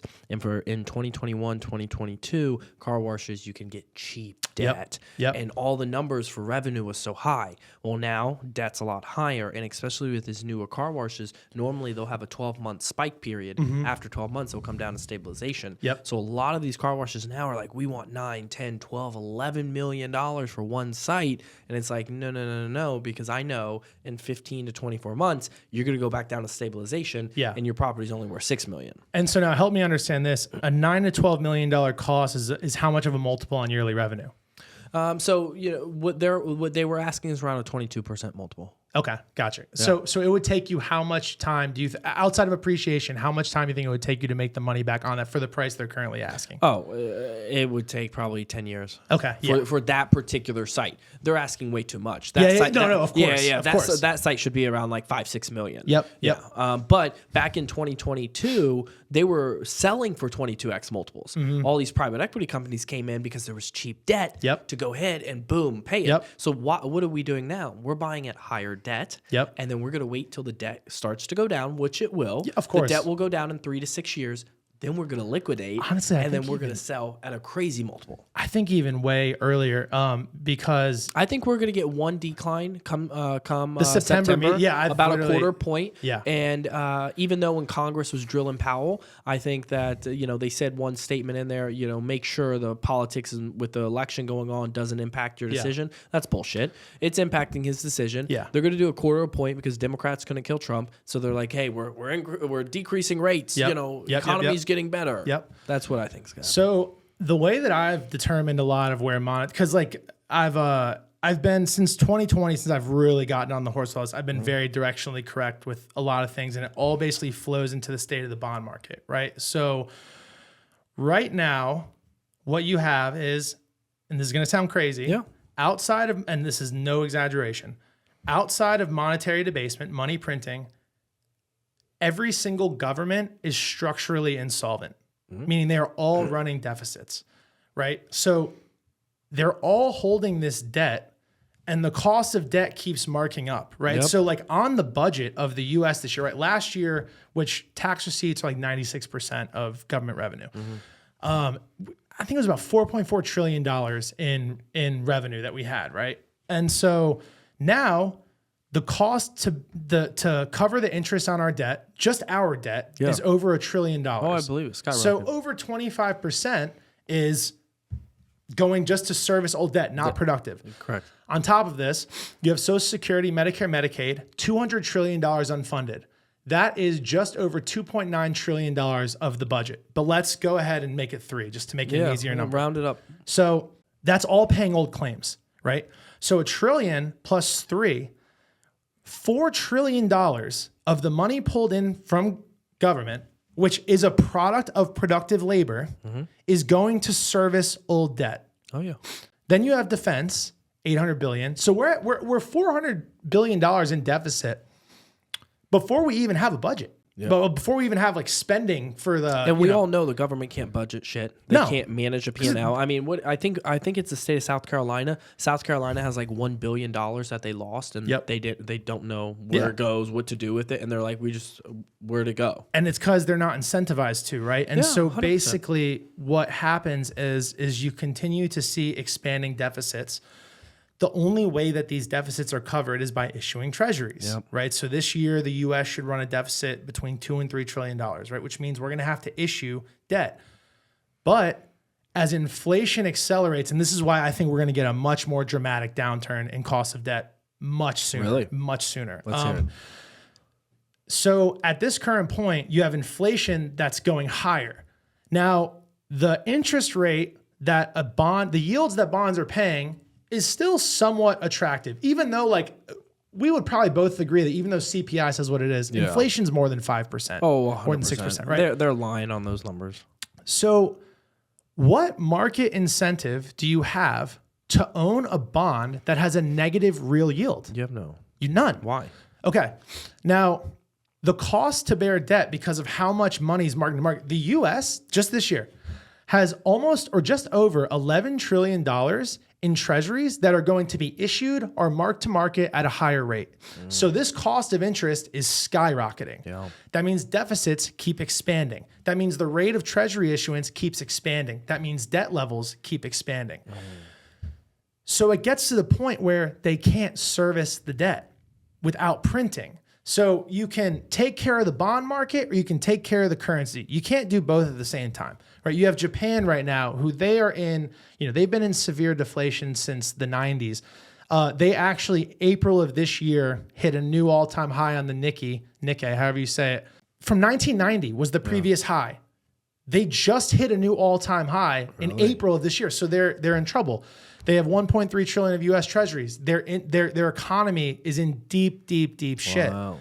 And so what's happening is they are now having to save the yen because in global trade, right, they are a net exporter. So they export a ton. Yeah. But the value of their currency is decreasing in the global market, which means that they are getting crushed on exports, right? Because if their currency, which it's down over 20% from a year ago, right, that means in real terms, their economy is producing much less. Correct. So you have this scenario where they just intervened in their bond. And if we're going too deep at all, you're good. Cool. You're good. Okay, Keep awesome. going. Excellent. So they just recently, this is the most ridiculous thing ever when you mechanically review what they just did, but they have to because they have to keep the system alive, even though it's on life support and someone's going to pull the plug, whether they want to or not. They just issued yen to buy bonds. So they're printing money to buy their bonds. Like they're trying to keep interest rates low because quick background, Japan created yield curve control. Yield curve control, right? So you have a bond and a yield. Yep. They inversely correlate. Yep. So because Japan's economy was in deflation, they needed to keep debt very cheap. That was the only way the economy could really keep going, right? Yeah. So for a very long time, it was we're going to keep the yield at 0.25%. No matter what, we are going to keep printing money to buy enough bonds to keep the yield lower, right? It would be like a dam is leaking and you're just putting like Flex Seal on each one, right? And but it's inevitably going to break. Oh my goodness. Now, for them to keep their economy alive, they do own almost 1.3 trillion of US Treasuries. They are our largest holder, right? So when you look at, again, the bond market, you have bonds and yields inversely correlate.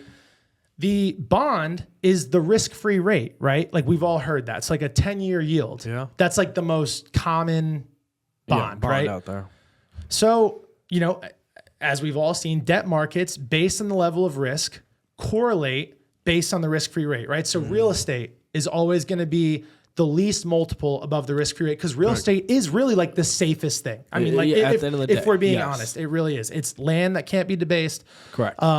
You can't replicate it. You can't create an Amazon. Exactly. There. Right. So, you're looking at it and if people are selling bonds, and by the way, we just uncovered there's no market incentive to own bonds, right? That's why the Fed now owns over almost 7 trillion in bonds because they're having to put it on their balance sheet so we can keep yields low to keep everything from defaulting, right?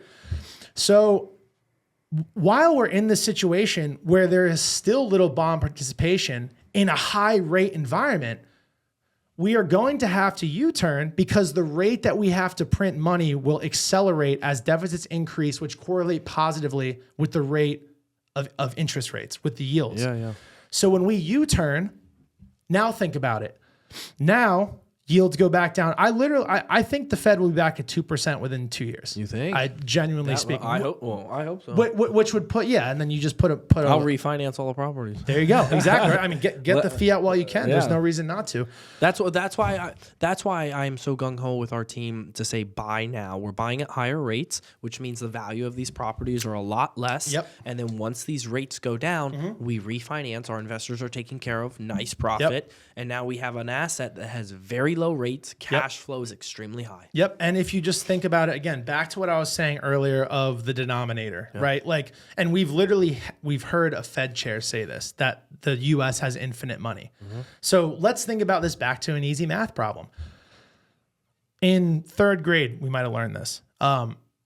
What is the equation if a denominator is infinity? It's an invalid function, right? So that means that no matter what your numerator is, if the level of circulation in the denominator is theoretically infinity, then anything saved in fiat is invalid, right? And so this brings us back to, because we went really deep down there, we can tap into it again, but that kind of brings us nicely into the store of value. Yeah. So you don't want something that they can print 24% in a year, right? 100%. So back to gold. Gold was great for as long as we had it because technology didn't deflate the value of gold. Now there's better gold. It's Bitcoin. It's 1,000,000 times better, and I can literally go through it all. But stock to flow, extremely high stock to flow. Gold has never increased at a rate more than 2% or approximately 2% in a year, meaning no matter what the price goes to. It's always stayed, yeah. There's no way for you to really make more than 2%, right? Yeah. So it was and you look at the target rate of the Fed, 2% inflation,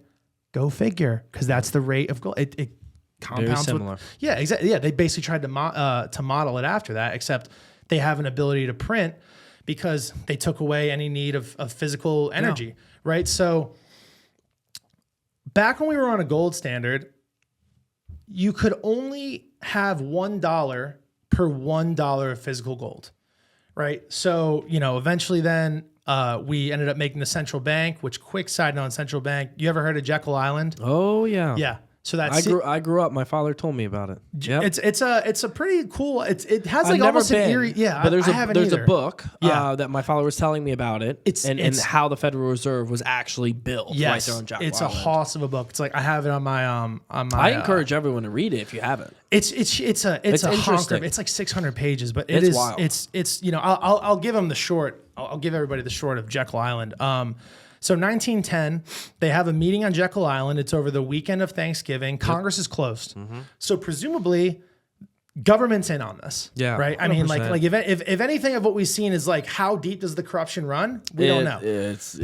And the people who were involved in it were the world's most powerful men. So the ones that had the monopolies on business, right? And this is where, tinfoil hat for just 1 second, when we made antitrust laws, to me, it is a non-0% chance that we made these laws because while they're giving up their monopoly on oil, their monopoly on the railroads, their monopoly on all this, we're going to break this up, but we're going to give you the monopoly on money. Yeah. We're going to let you in and have a share of the central bank, which is private, but works with the federal government. Like, it's quasi-government, right? But it is technically private. Yep. So 1913, we passed the Federal Reserve Act. Non-coincidentally, we go to war in 1914, right? 1914, I believe they found how profitable war is, and that's what led us into the situation 100%. That we're in today, where you want a forever war because the military-industrial complex gets paid. But what's really interesting about Jekyll Island is that meeting was not made public until 1929. What else happened in 1929? The Great Financial Crash, the Financial Depression. We didn't know about that meeting for 19 years. Wow. Like, we had the roaring 20s on the back of monetary debasement that we couldn't handle, just issuing too much credit. Yeah. So then we go to World War II, right? And this is another important step in what happened with our money. So initially we were a total gold back 1-for-1, right? Well, we had this thing called Bretton Woods that happened. I believe this was in July. I know it was 1944. I think it was July of 1944. And basically what happened was after the war, everybody's like, yo, we need our money back. Like, well, we didn't have enough gold. We had created too much money and issued it to our allies to let us win the war, but they couldn't cash the check because we were bouncing checks basically. And so what happened was we started Bretton Woods, which went until like 1966, I think. And basically we created something called rehypothecation, which in short, rehypothecation is simply for every dollar, we can issue more than $1 of credit, right? So we still did have gold at the base. Like, you still had to increase the supply of gold at a ratioed level to have a certain amount of cash, right? Because if it's 10 to 1, okay, you can print $10 for $1 gold. So to have, $1 million, you need to have at least 100,000 in gold, right? Yep. Well, we go to Vietnam, which the only reason I could see was for them to make money. Terrible war. Yeah. We lost a lot. We won nothing. And we defaulted on any type of gold standard. And so we broke the gold standard completely. And now I want us to really just think about this for a second. So we went from having some tie to physical reality because you had to actually dig the gold, right? You had to actually put in, there was proof of work attributed and to it's a lot of work. It is. It's a ton it's not of work. easy. It's a lot. It's You're not not just easy at all. panning in water. It's exactly. a lot. It's not easy at all. And so we went from where you actually had to have time and energy to create value to now theoretically, all that backs it is the faith and trust in a defense system of a government as well as its underlying production or economy. And if you have no physical tie to reality, how can you possibly affect prices to be based in reality? Yep. Because there is no reality tied to the creation of the underlying units that are bidding the goods and services. So now you go to COVID and I'm like, oh my gosh, 08, they raided the cookie jar. Yep. 2020, we are taking all the fucking crumbs. Oh, it's everything. And when I view it, okay, we shut the whole world down. We print more money than ever. Crazy amounts. Right? We destroy supply chains. So we're creating units that are the demand side of bidding. Yep. At a faster rate than ever, and we're literally decreasing supply at a faster rate than ever. Wild. It was like the Great Depression, but actually worse because it wasn't quite as bad, but it was terrible. And so you have all these bids of dollars coming into decreasing supply, and I'm like, okay. Then I see all the deficits happening, and I see the incentives, and I'm just like, this is never going to. This is the end chapters of fiat. And so that's when I realized Bitcoin requires physical energy. You have to have computational energy. Yeah. You have to do cryptographic hashing, which is basically just random functions until you find a key to basically unlock the Bitcoin. This is very power intensive. Yeah. So what this does is it really puts a level of time and energy that's required for us to actually create new units. Secondly, we know exactly how much there is. The Fed stopped telling us what's in M2. We don't even know how much money's in the freaking circulate. We don't know, right? They don't know, I'm sure. The Fed's never been audited, right? And so you look at it and it's just like, wait, so this thing called Bitcoin actually takes time and energy. Anybody with a laptop can download the ledger and see every single transaction that there's ever been. Unbelievable. It's literally, there's an input and an output. It's all recorded. It's on a public ledger. It's easy to get to. So, I'm just looking at this and I'm just like, okay, this is something that's grounded in reality. There's a fixed supply.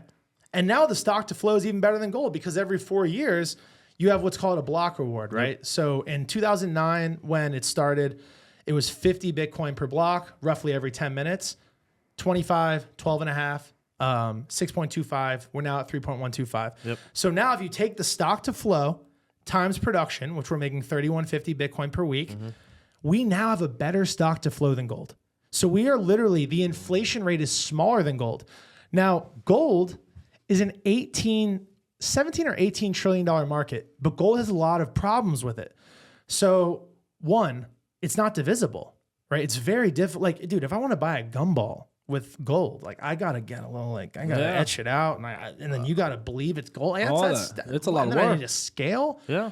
Bitcoin has a base unit called a Satoshi. That's each Bitcoin has 100 million units, right? So this is incredibly divisible. And 21 million divided by population, it's 80 some thousand Satoshis each. That's way above average savings globally. So there's plenty of units. Verifiability.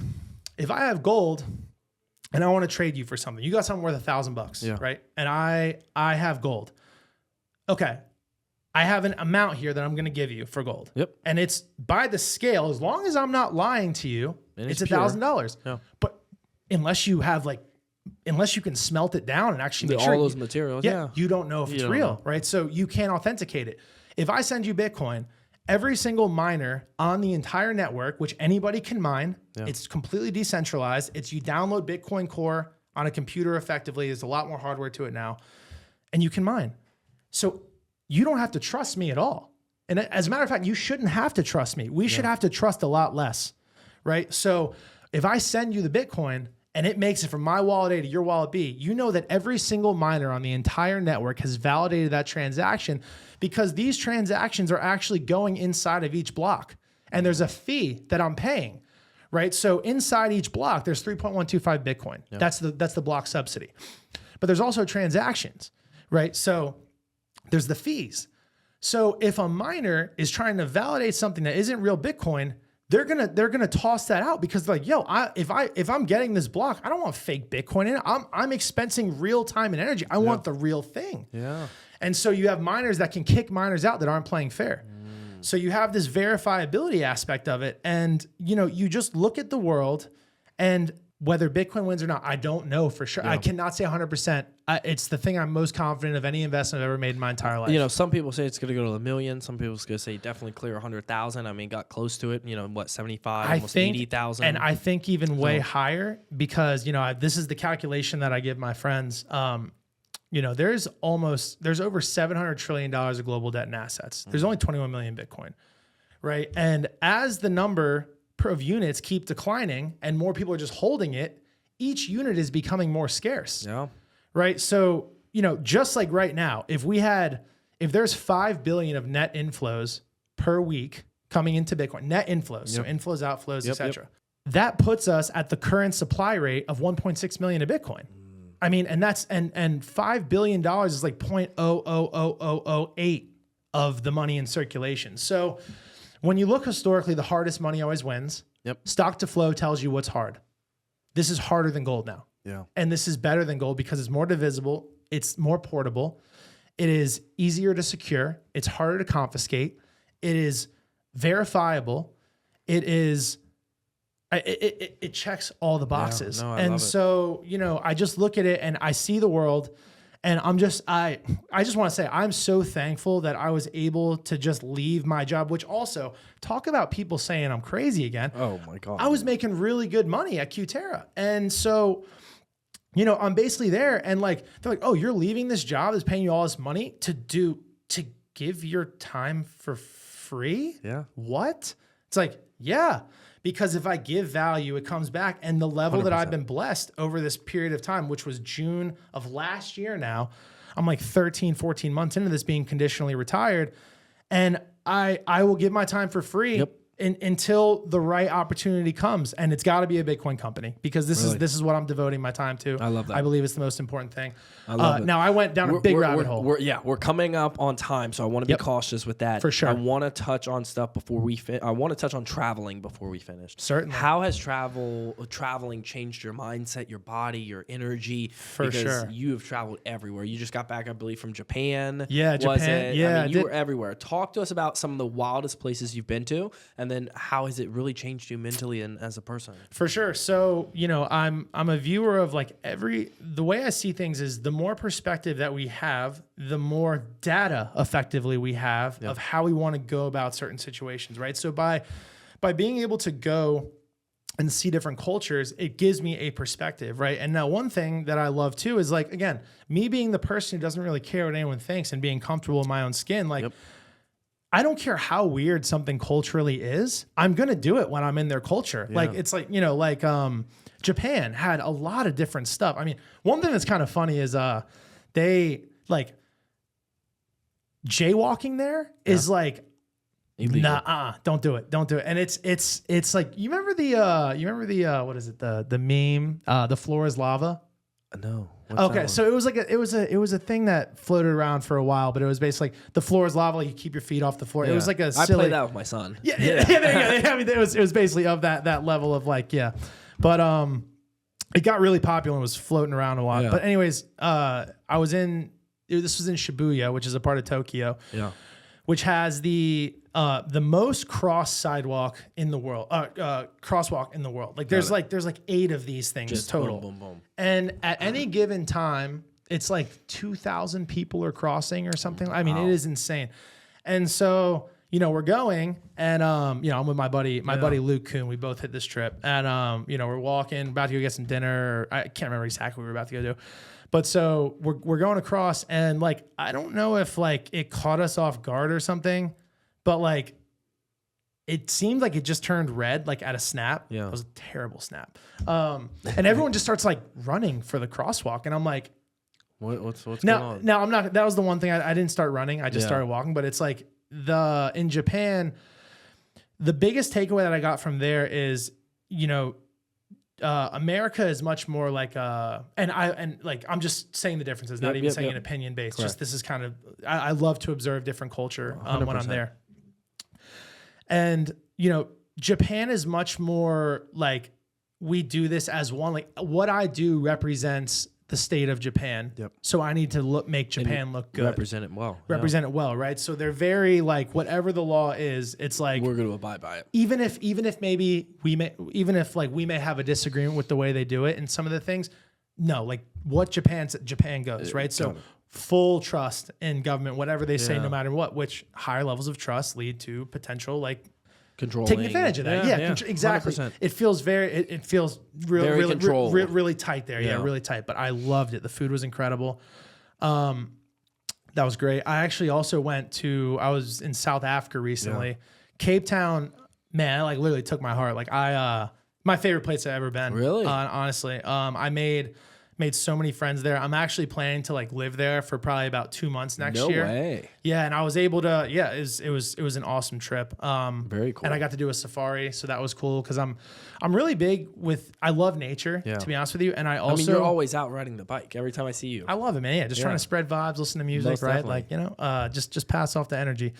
But one thing that I really appreciate about nature is the laws of nature, right? And that it's survival of the fittest, man. Like it's a Hunger Games. and we've never been further from, like, I'm not saying we need to be exactly like nature, like, No. but if you don't create value in nature, you ain't gonna make it. You're not. And when you look at how many people aren't creating value now, and they're just surviving, but like they're being subsidized, etc. Like that value is coming from people that are creating value, right? So like I'm just in there and I'm thinking this is the most free market ever, right? So I chose to do one day.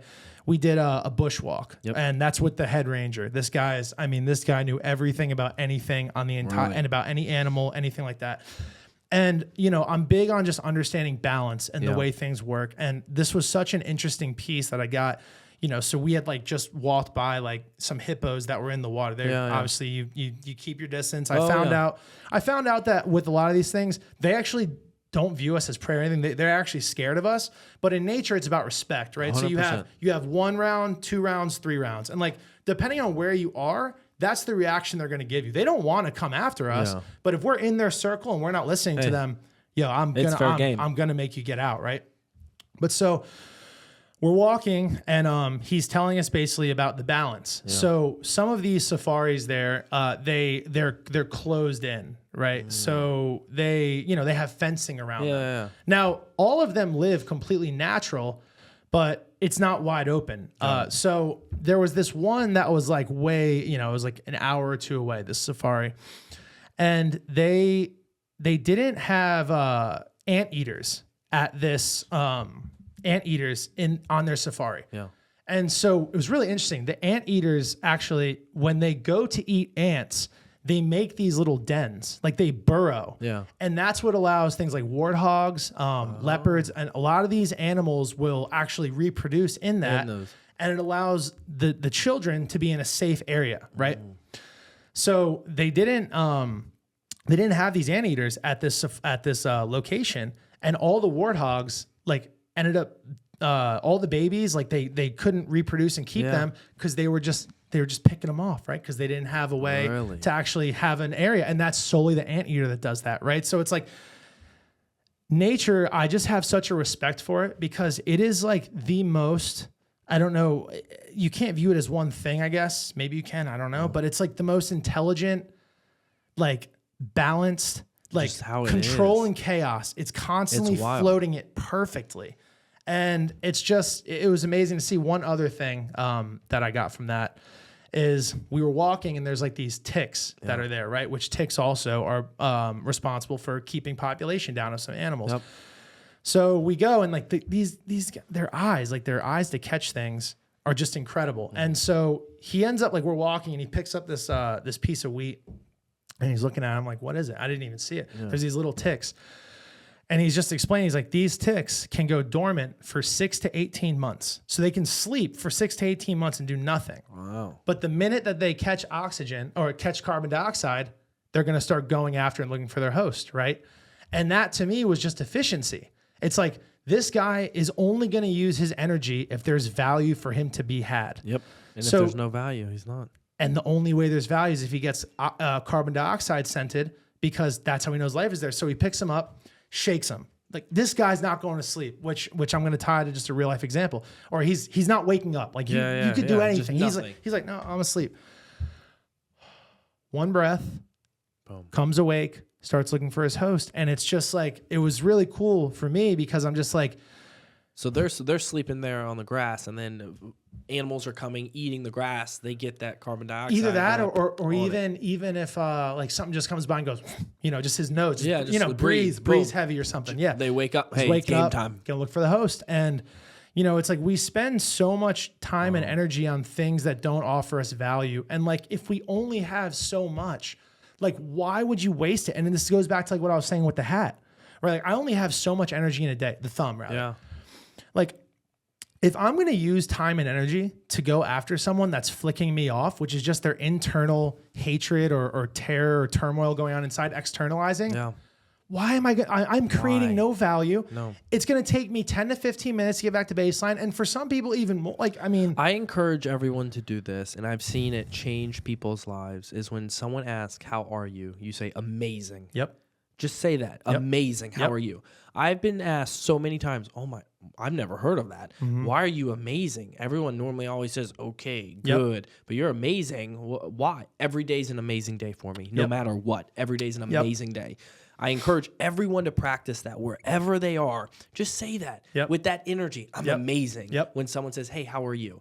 You're going to change their lives. You're going to change your own life. And you're going to create that positivity where when you have those negative beliefs in your head, it's going to go from 5 minutes to 4 to 3 to 1 to hopefully 30 seconds to Yep. hopefully 5 seconds. Yep. Where that negative belief comes in, it automatically goes out. And it's like based in like radiance, right? Yeah. Like if you're radiating light, That energy. all people that. want to be around I've you. been in restaurants. It makes you a magnet. Oh my God, I've been in restaurants and you can just see people walk in and you're like, damn, they got good energy. Yep. I was down in Little Italy in Manhattan walking, and this woman walked past me, and I turned around. I was like, holy shit! I just felt her energy. Her energy knocked me over. Like, Yep. wow, she has great energy, and Yep. you could feel her confidence as she walked. Yep. So it's super important. If you can't do it, practice it and learn how to do it, because eventually you will. But you have to practice it. You have to meditate. You have to manifest Yep. everything.